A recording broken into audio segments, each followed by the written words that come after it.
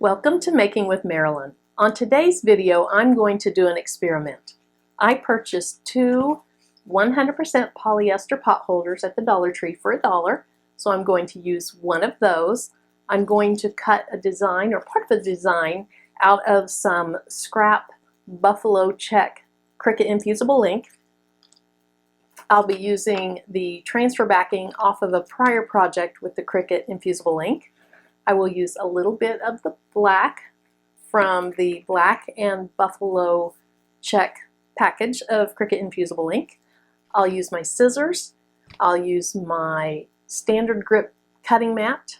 I will use design space, and I'll use my Cricut Maker. That's all to cut it out. Once it's time to infuse it onto my pot holder, I will also use my Cricut Easy Press 2. I will use a Cricut Easy Press heat mat. I'll use some heat-resistant tape to take my design down so it doesn't shift at all. I will use a little lint roller to get any of the fibers that might be loose on the pot holder, to get them off of the pot holder. I will use some butcher paper over the top of my project as I press it, and I'll put a piece of white cardstock under my project. Lastly, to build up the area where my infusible ink goes, I will use this little block. There's a kind of a bulky seam around the outside edge, or bulky trim, so I will build it up with my little block because my Cricut Easy Press 2 is very large. So I will show you more about that as we go. So gather your things, let me get my computer set up, and I will be right back. I went ahead and loaded the black infusible ink onto my mat, and I'm ready to cut the shell of the acorn. Now I want to make sure that I tell it to mirror the design, which in this case it wouldn't matter so much, but you just want to get into the habit of doing that. And I'll click continue.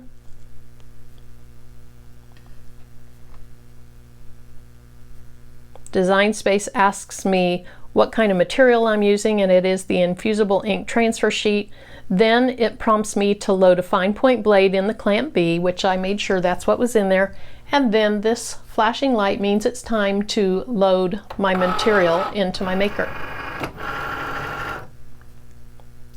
Now that this is flashing, that means it's ready for me to send it to my maker to be cut.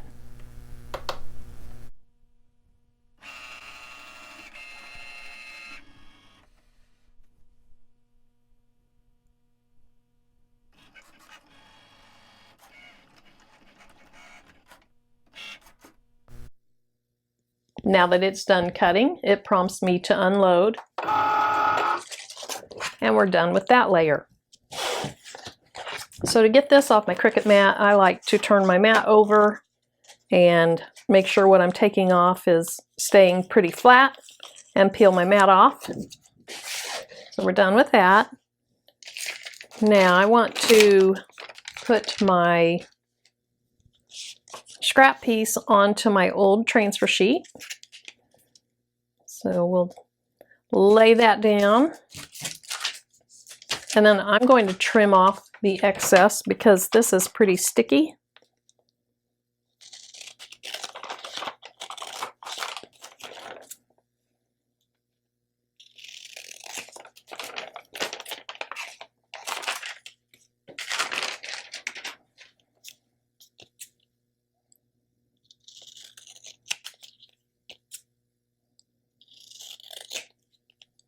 Now, if I were cutting something out that it mattered that it was really straight, I would make sure that is straight, but mine is going to be on an angle anyway, so I'm not too concerned about it. I'm going to, again, make sure that my mirror is on, and it is. So I'm going to click on mat 2, and it wants me to load my material. Let me go ahead and get it placed on my mat first.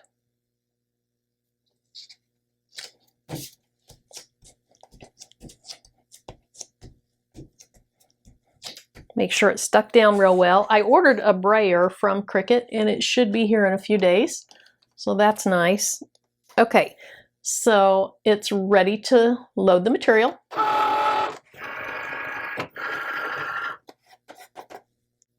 And now it's ready for me to send it to the maker.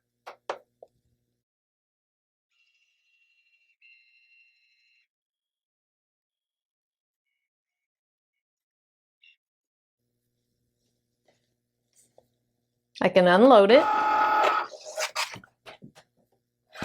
and it looks good. So let me go ahead and close that up.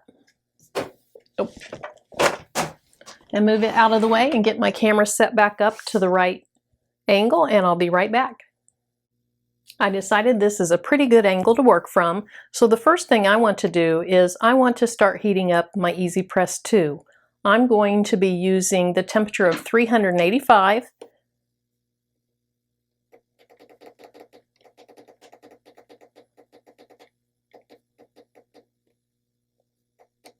And then I'm going to be pressing the infusible ink for 40 seconds. So I'll set this to 40.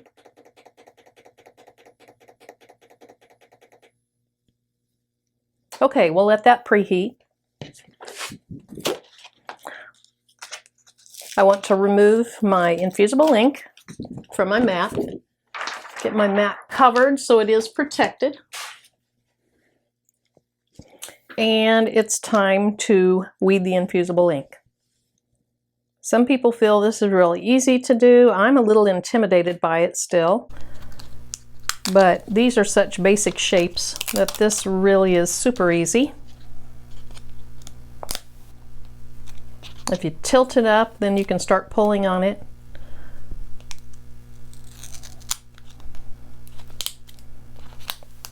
I haven't used a weeding tool on the infusible ink. I worry about scratching my infusible ink. So I just do it like that. Okay, so I want to get things set up here. I'll bring my mat over.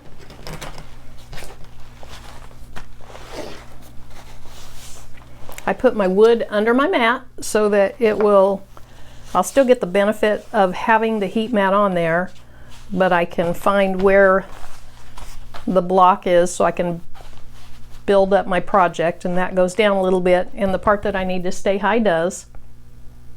I want to use my lint roller on it. This is always recommended by Cricut to remove any stray fibers. The fibers can show through or poke through, peek through the infusible ink if there are any.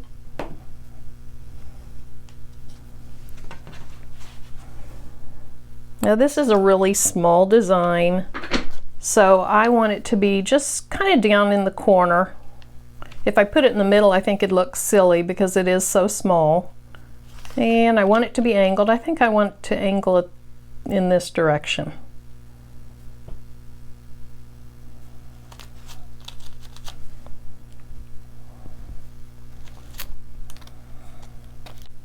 So I realize I have a slight problem.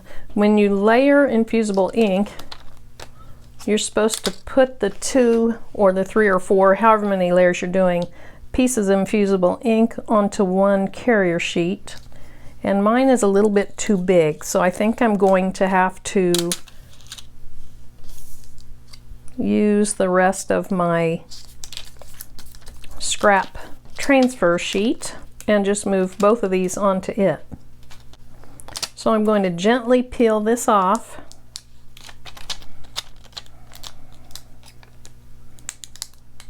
Being careful not to rip where the stem touches the shell.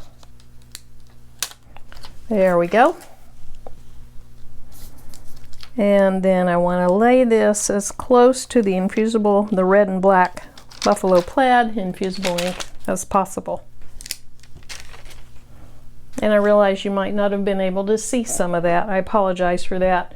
So I peeled the shell off of one piece, and I peeled the acorn, the meat part of the acorn off the other piece, and then I just added them together on this bigger piece because the piece that I had wasn't big enough. Neither of the pieces that I had were big enough to fit both layers on. So we adapt when we make mistakes, right? So I'll set that aside. My Easy Press is up to temperature. I'll be pressing for 40 seconds, but first what I want to do is just get the heat, or I'm sorry, just get the moisture out of this. So I'm going to press it for 15 seconds, And so I need to stop at 25, but I'll go ahead and start that.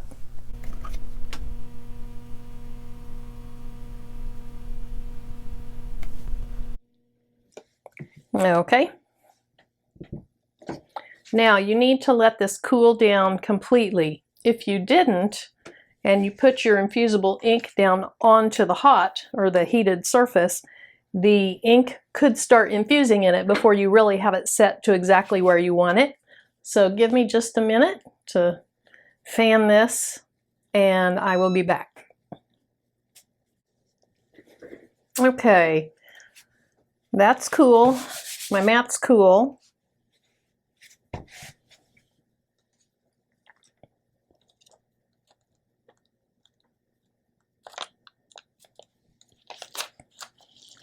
The two pieces of the infusible ink aren't quite matching up perfectly.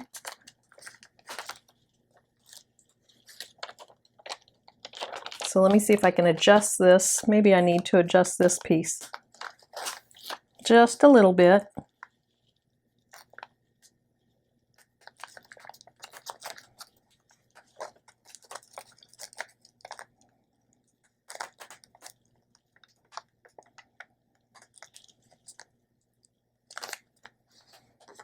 Okay, I think that's good.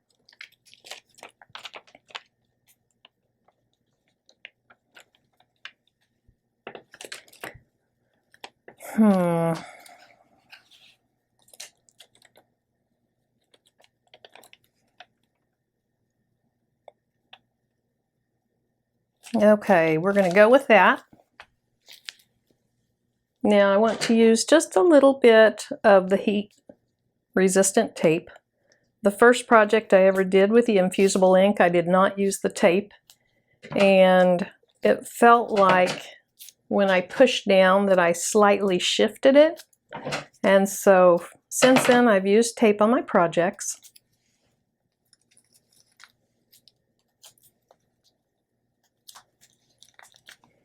I'm going to put my block under my heat mat, and I need to find out where the edges of the block are.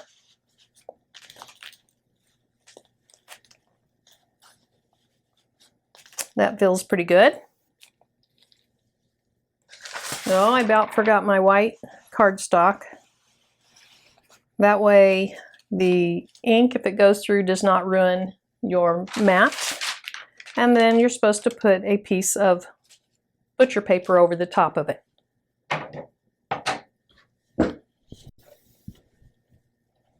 So we'll go ahead and do this. Wish me luck.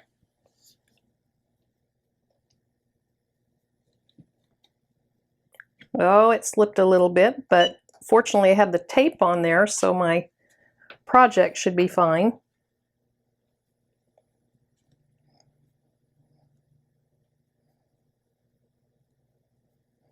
Now I've seen different opinions on whether you need to add any pressure to it or if you need to add firm pressure to it. I saw one lady that said you don't need to add any pressure to it. The weight of the Easy Press is enough. I'm not sure what's right, but I did use pressure on my prior projects, so I'm going to go ahead and stay with that.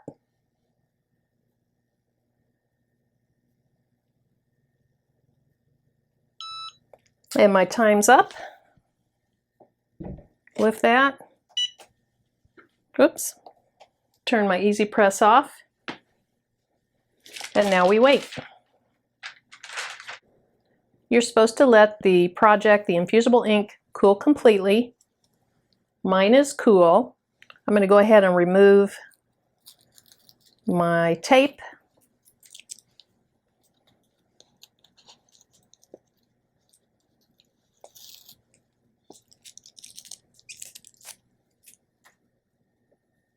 And then you're supposed to lift it straight up.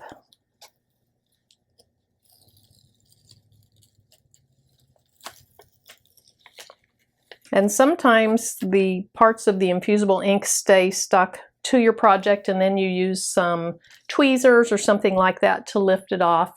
But in my case, it just came off with it. Hopefully you can see that. It did turn out beautiful. Here's the final product. I want to get it somewhat close to the camera so that you can see it really did turn out nice and vibrant and beautiful.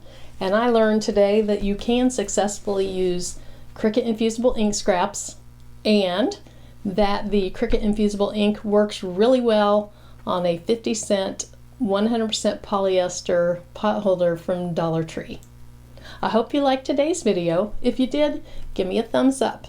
If you have any questions or suggestions, leave them in the comment section. And if you'd like to see what projects I'll be working on in the future, hit the subscribe button. Thanks again for joining me. I'm Marilyn. Bye-bye.